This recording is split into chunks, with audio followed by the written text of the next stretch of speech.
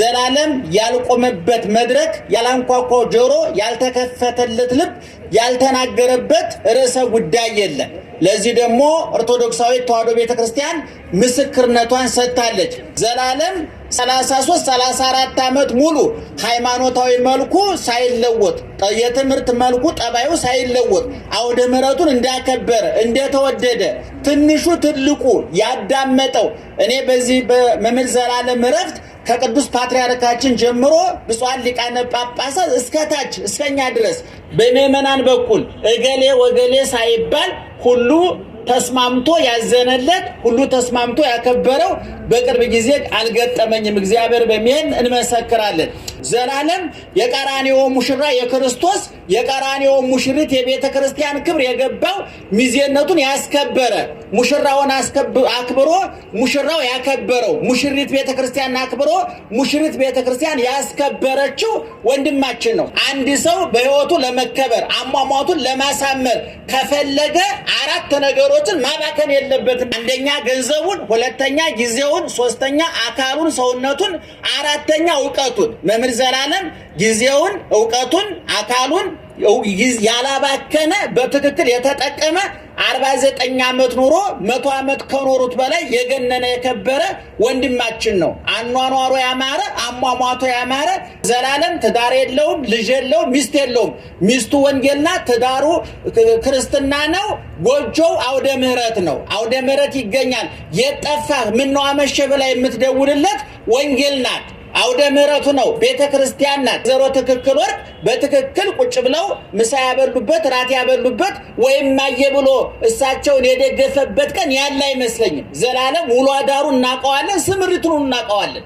እና 24 ሰዓት አውሮፕላን ላይ ነው ወይ መኪና ላይ ወይ አውደ ምሕረት ላይ ነው። ወንድማችን ዘላለም ከከተማ እስከ ገጠር ከገዳም እስከ ደብር ከውስጥ እስከ ውጭ በሰሜን አሜሪካ፣ በካናዳ፣ በአውሮፓ፣ በአውስትራሊያ፣ በመላው አውሮፓ ትልልቅ ዋና ከተሞች ብቻ ሳይሆን በገጠር ከተሞች በአረብ ሀገሮች በጠቅላላ በአፍሪካ ሀገሮች ደቡብ አፍሪካን፣ ኬንያን፣ ጅቡቲን፣ ኡጋንዳን ጨምሮ በጠቅላላ በኢትዮጵያ ከትልቁ ከተላላቆቹ ካቴድራሎች ገዳሞች ጀምሮ እስከ ገጠር አብያተ ክርስቲያናት ትንሿ ገጠር ድረስ ዘላለም ያልቆመበት መድረክ ያላንኳኳው ጆሮ ያልተከፈተለት ልብ ያልተናገረበት ርዕሰ ጉዳይ የለም። ለዚህ ደግሞ ኦርቶዶክሳዊት ተዋሕዶ ቤተክርስቲያን ምስክርነቷን ሰጥታለች። እንግዲህ ዘላለም 36 ዓመት 35 ዓመት ሲያገለግል ገብተው የወጡ ከብረው የተዋረዱ መጥተው የሄዱ ኦርቶዶክሳዊት ተዋሕዶ ቤተክርስቲያን ሰጣቸው ያዋረዷት አክብራቸው ያዋረዷት ከትቢያ ካፈር አንስታ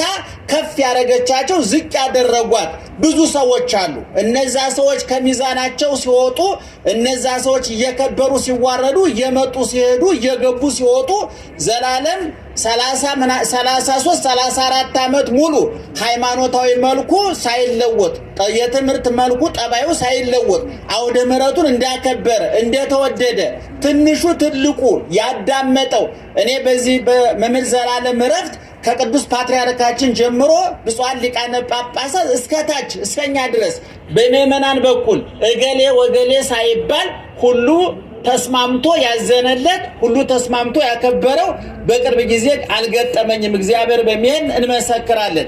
እንግዲህ ዮሐንስ መጥምቅ ዘቦቱ መራት መራዊ ውእቱ ዋርኩስ ለመራዊ ዘይቀው ወይሰሞ ፍስሐ ይትፌሳ በእንተ ቃለ መራዊ ወመራት ሙሽሪት ያለችው እሱ ሙሽራ ነው።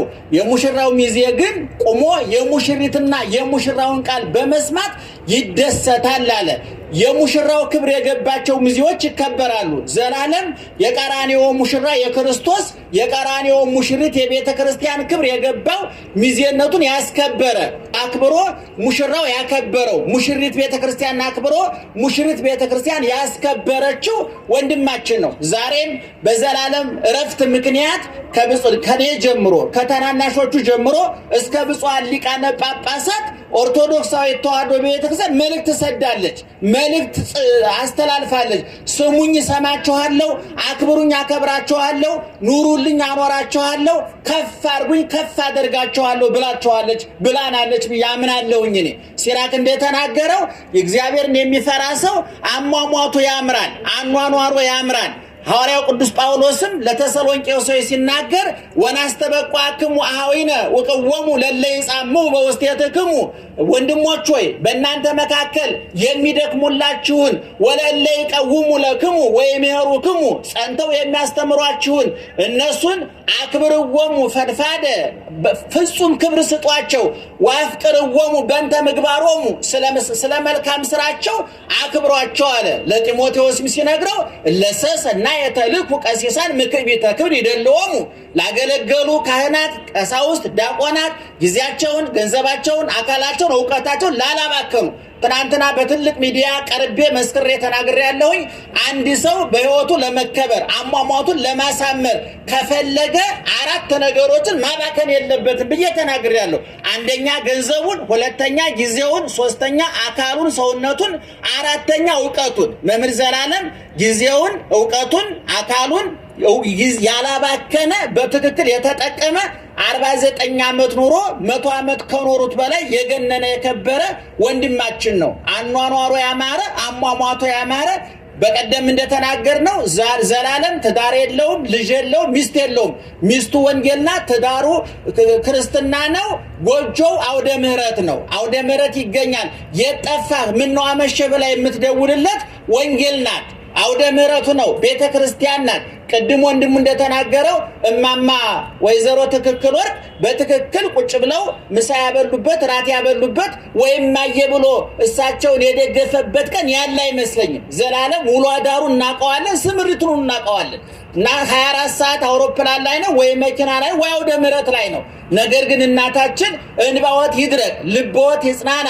እኔ በእውነት ይህን አይተው እንባዎት ካልደረቀ፣ ይህን አይተው ልቦት ካልተጽናና በእውነት እግዚአብሔር ያዝናልና እናታችን ይጎዳል እናቃለን። የዚህ ሁሉ ሰው ሀዘን ቢጨመቅ የሰውን ሊያህል አይችልም፣ እንረዳወታለን።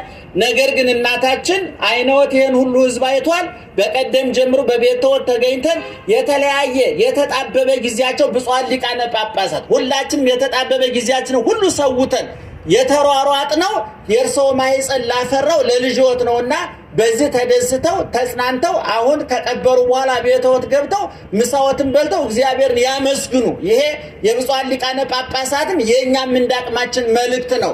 በተረፈ በአሜሪካ፣ በአውሮፓ፣ በአፍሪካ በመላው ዓለም ያላችሁ ያለቀሳችሁ፣ ያዘናችሁ፣ ጊዜያችሁን ገንዘባችሁን ለወንድማችን የሰጣችሁ እነ መላከ መዊ ተስፋዬ፣ እነ ሊቀ ካህናት መጠኑ ከአሜሪካ ከዚህም ያሉ ኮሚቴዎቹ ስልክ እየደወላችሁ ምን እንስራ የደረሰ ምን እየተደረገ ነው ብላችሁ የተጨነቃችሁ ሁሉ እግዚአብሔር ዋጋችሁን ይክፈላችሁ፣ አክብሮ ቀባሪ አያሳጣችሁ። በእውነት ቅድም እንደተነገረው ኦርቶዶክሳዊ ተዋሕዶ ቤተክርስቲያን ከላይም ከታችም እንደገና ዳቦ እሳት በነደደባት ዓለም ጦሩን ስሎ ጦሩን አሽሎ ሰይፉን ስሎ ዓለማዊ መሳሪያዎች ሁሉ አቀባብሎ ለበቀል በተነሳበት ወቅት እንዲህ አይነቱን አዝማች ጀነራል ማጣት ትልቅ ሞት ነው። ነገር ግን የዘላለም አምላክ ከኛ ጋር ነውና በድል አድራጊነት እናሸንፋለን፣ ድል እናደርጋለን። ጨለማው ይገፈፋል፣ በብርሃን ይተካል። ሐዘኑ ይገፈፋል፣ በደስታ ይተካል። በዝማሬ በምስጋና አፋችን የሚሞላበት፣ ሐዘኑ ተረስቶ ደስታ የሚተካበት፣ ለቅሶ ቁሞ ሳቅ የሚተካበት የደስታ ዘመን ይመጣል ብለን ተስፋ እናደርጋለን። የወንድማችንን ነፍስ ከአብርሃም ከይስሐቅ ከያዕቆብ ጎን ስላሳረፈልን እግዚአብሔር እናመሰግናለን። ሰሞኑን በቤቱ እናታችን የምናጽናናበት ጊዜ መደበኛውን ትምህርት እናስተምራለን። አሁን ጊዜያችን ስለሄደ ቦታውን ለመጠቀም ያህል ነው። በበኩሌ ጨርሻለሁ። ብፁዓን ሊቃነ ጳጳሳት ስላከበራችሁን ያክብርልን። ምእመናን ስላከበራችሁን ያክብርልን። አሁንም በድጋሜ ለእናቱ ለወንድሞቹ ለመምህር አድነው ለመምህር ተዋበ ለሌሎቻችሁም በአካል ለማናቃችሁ እውነተኛውን አጽናኝ መልአክ ይላክላችሁ። እንባችሁን ያብስ፣ ልባችሁን ያጽናና፣ ጉድለታችሁን ይሙላ። በጎናችሁ እግዚአብሔር ይቁምላችሁ። እግዚአብሔር ይስጥልኝ። ሞትን አትፍሩ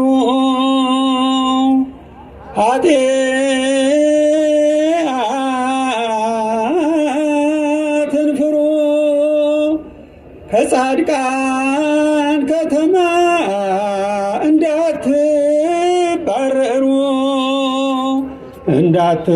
እንዳትባረሩ ከጽዮን ከተማ እንዳትባረሩ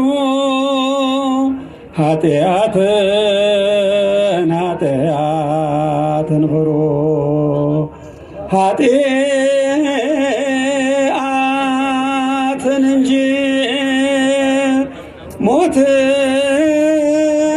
ማን ይፈራል? ኃጢአትን እንጂ ሞትን ማን ይፈራል? የሞትማ ስልጣን በአምላክ ሞት ተሽሯል። በአምላክ ሞት ተሽሯል። የሞትማ ስልጣን በአምላክ ሞት ተሽሯል። የሞት ስልጣን በአምላክ ሞት ተሽሯል። ወደ ሕይወት መንገድ ሁሉም ሰው ተጠርቷል። ወደ ሕይወት መንገድ ሁሉም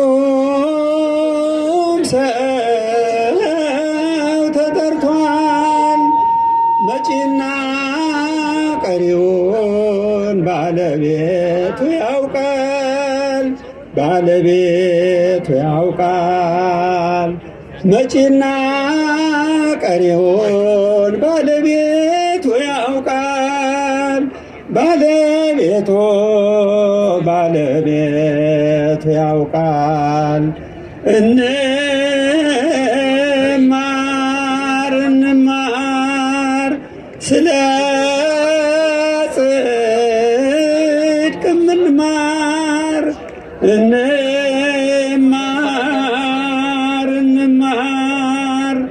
ስለ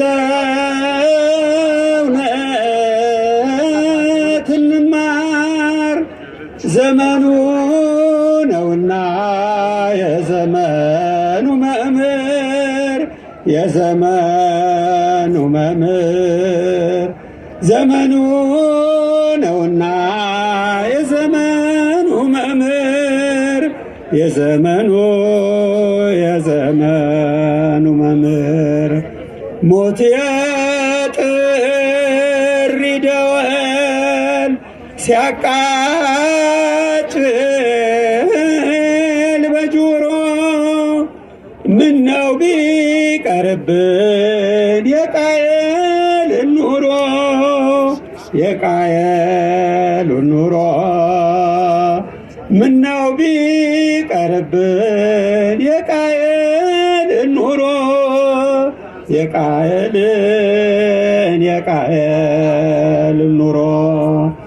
አቤል በሥጋ ሞት ቢለይም ሕያው ነው። አቤል በሥጋ ሞት